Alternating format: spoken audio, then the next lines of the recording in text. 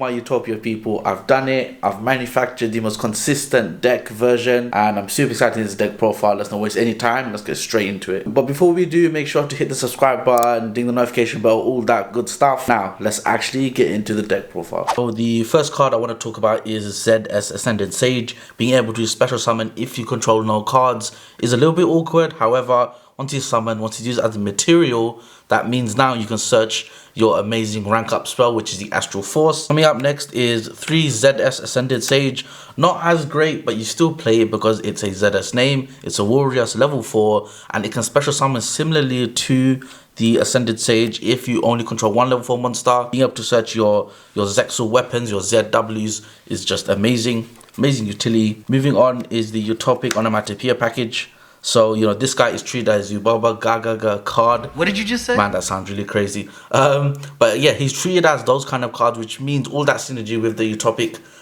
spell cards are now linked to him, as well as the coat and the glove. That's why I'll be calling those cards.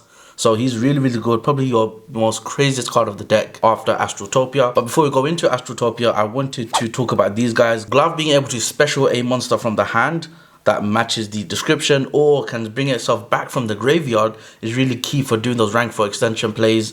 And then the next card I'm running is the 3 Coat. Ultimately, what you want to do is be able to play around hand traps, and you can do that with Coat and Glove. You know, most cases, if you don't get a hand trap, you combo off like crazy, you get a lot of level 4s on board.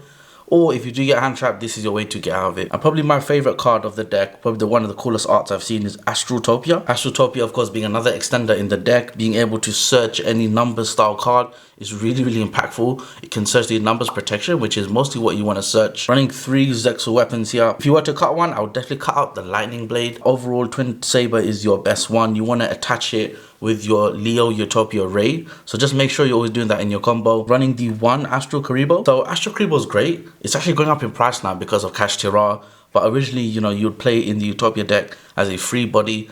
The Xyz monster that is used as material for comes from battle card effects, making this card very, very annoying to deal with. You know, and again, being that extender that we need in Utopia when you do get hand trap or you just want to extend more. And here is a really fun package I'm playing. So these cards came out in Dimensional Force, and what they've allowed the deck to do is extend even more beyond the standard sort of extensions we have in the deck. Of course, Utopia is a rank 4 spam deck, you could argue, and Morningstar is able to do exactly that. You know, searching the spell.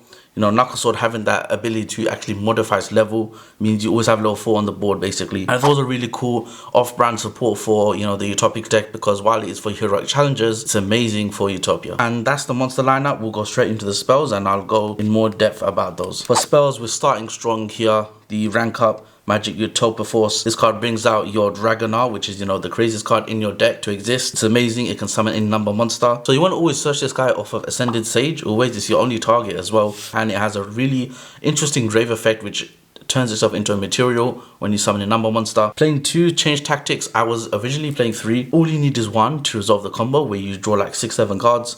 So initially playing 3 is not a bad idea, but I think playing 2 is, you know, it's a happy middle, right? And again, trying to make the deck 40 size and all that good stuff. Zexal Construction is a really good one. So the Utopia double searches, it has to search double or nothing in order to evolve, I guess, into another rank 4 monster, Utopia monster. So if you have double or nothing in your hand, you can shuffle it back with Zexal Construction, a card that will help you extend. It is a -1 overall, I think, but you know, you still play it as a 2 or a 1 of. It is searchable as well, which is really cool. And yeah, that's Zexal Construction. This card is your Machinery Deployment. It's your Melody Awakening Dragons. It's your Searcher that searches 2 monsters. And this card is sort of a 1-card combo to enable, you know, the mega negate board, right? But also, we're running 6 copies of that card. That's how good it is. We're running 6 copies because of Onomat Pickup. On activation, can search it on a mat card. And we also play the Field Spell. A lot of Utopia players don't play the Field Spell, but I think it's really good. I think it's, you know, the ability to extend is something you always need in Utopia. I know I've been saying extend a lot, but I'm trying to be realistic in terms of getting disrupted and things like that. And next we are running the unfortunate brick, which is double or nothing. It is and it isn't a brick, because, you know, if you draw it, it really sucks because you turn off your Utopia double, your main play of the deck. However, it's not the end of the world because you summon Utopia. It is a Utopia deck, so it's got its uses basically. Running the Zexal Trust as a monster born for the ZS monsters, which is not bad. The Heroic Envoy, which is one of the cards that ties in the Heroic Challenger engine basically. So you play this to basically keep special summoning, keep adding and things like that, and it's really, really good. And then the 1 numbers protection, which is a searchable card, is why we're running at 1, can set itself back from the graveyard, which is crazy stuff and is a counter trap. You know, so, having a searchable counter trap in any archetype is a huge power boost, and I feel like it's kind of the basic pillars of a, you know, a deck that can play in the meta or be a rogue deck. And there we go, that's been the spells and traps. It is a 40 card deck. You've probably noticed there's a lot of, you know, 3-ofs and 2-ofs. I used to play Pot of Desires. I'm currently not playing it. I am testing a adventure build with Pot of Desires, and that build is ridiculous. You can summon Griffin and be basically protected for your full combo, which is really, really nice. If you guys want, or if you guys also want to see that version, let me know in the comments down below. But yeah, we'll move on to the extra deck now. Okay, so for the extra deck, we have the Utopic Future and the Draco Future.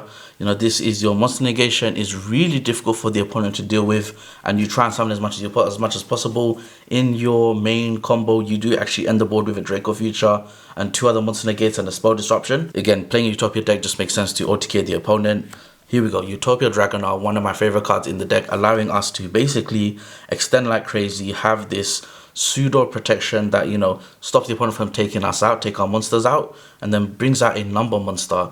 Now, the favorite ones are the Numeron Dragon and the Hope Harbinger, and I am actually playing the Hope Harbinger as my choice. I think this card is just more consistent, more realistic. The Numeron is great, but the deck doesn't have issues OTKing, so why would we go down that route and double down? So that's why I'm running the Hope Harbinger instead. Being that spell out that can be annoying, the Lightning Storms or Raigekis, things like that, which is really cool. And then we're running obviously the Ultimate Leo Utopia Ray. Being able to set up 2 monster negates is really, really cool. His negation is permanent and he makes the monster attack 0, so that tied in with the Twin Saber negation, which is actually one of the more trickier monster effect negations currently in the game, makes for a very annoying board to deal with, as well as, you know, playing around that Dragonar. We play the Utopia race simply just to overlay and draw cards with Xyz Change Tactics. So next is the Utopia and the Utopia.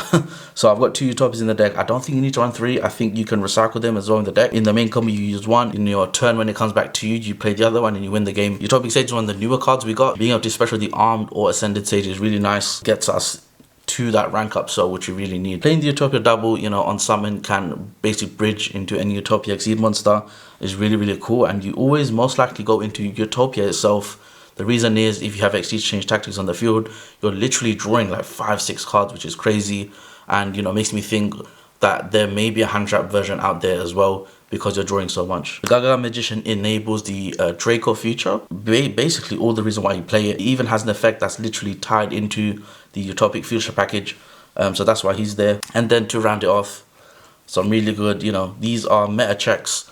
So Baguska is great against Flunderies. Anything that's not Tournament, you summon Baguska. If you get interrupted, summon Baguska. Have a good time. Abyssdweller is your anti-tournament hate.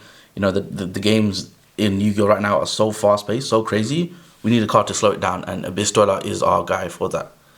And then to round it off, a ultimate rare Zeus. Because of course we are an Xyz based deck, we need that Zeus. And being able to do a Abyssdweller Zeus combo, if you ever get there, is one of the best things in the game. Can clear any board and can clear any tournament board as well. So, you know, keep an eye out for that combo if you see it. And there we go, guys. That's been the video. Hope you guys enjoyed it. Hope you guys liked the content. Of course, this is a, you know, a bit of a new thing on the channel, a Utopia deck, but I thought it was time to share it. If you want to see a combo video, a follow-up to this deck profile, let me know in the comments down below. What I've got lined up this week is a Scareclaw test time video. It should be really, really exciting. And also some dual commentary, I think, down the road. And that being said, yeah, guys, catch you in the next one. Peace.